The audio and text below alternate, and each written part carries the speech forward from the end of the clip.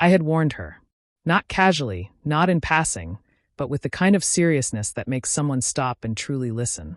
"Stay away from him," I said, my voice low, measured, carrying every ounce of care, love, and warning I could muster. "Or I'm gone. I won't stick around if you can't respect this." She had laughed. A soft, mocking laugh, the kind that slides under your skin and leaves a cold itch.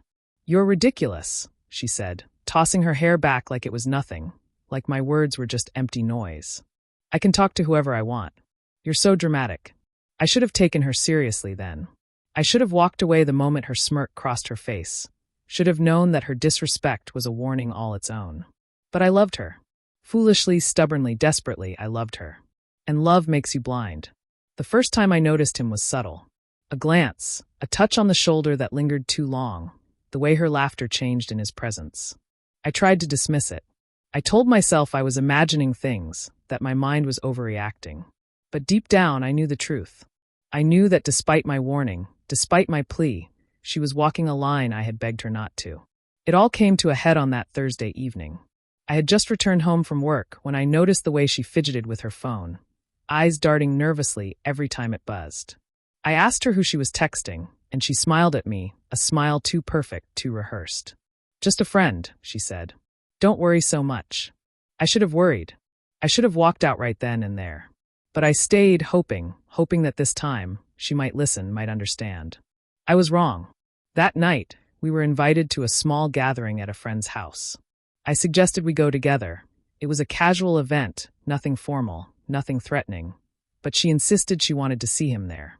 My stomach dropped when she said it, though I tried to mask my concern. "Don't push it," I warned quietly. "Just enjoy the night. Don't get close to him." Her eyes narrowed slightly, and a smirk formed. "You worry too much," she said. "I can handle myself." I should have left right then. At the party, I tried to keep my distance, giving her space to prove her loyalty. But I watched, my heart tightening with every laugh, every whispered word, every touch that lingered longer than it should have. I had warned her. I had made the consequences clear. And yet, she betrayed me anyway. The final straw came when I saw them together on the balcony, leaning into each other, her hand brushing against his. My chest constricted, my pulse spiking, and something inside me snapped. I walked over, calmly, deliberately, as if I had rehearsed this moment 1,000 times. I didn't yell. I didn't accuse. I let the scene speak for itself. She looked at me, her eyes wide, realizing that I had seen everything. But instead of shame, she offered a mocking, infuriating smile. "What?" she said, voice casual, almost teasing. "It's harmless. We're just talking." I laughed, a bitter, quiet laugh. "Harmless?" I asked. "You're right.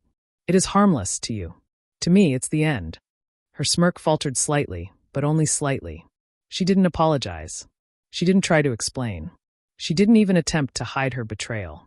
And in that instant, the love I had felt for her curdled into something cold and resolute. I left the balcony, leaving her stunned, leaving him silent, leaving everyone at the party with an unspoken tension hanging in the air. I didn't return to her that night. I didn't wait for her to come after me. I walked away, feeling the weight of every ignored warning, every laugh, every betrayal lift off my shoulders. The next morning, I filed for separation. Not out of anger, not out of spite, but out of self-preservation. I couldn't stay in a marriage where respect was optional and betrayal was inevitable. I had warned her. I had laid down the line. She had mocked me and crossed it anyway. And now, I had no choice but to reclaim my life.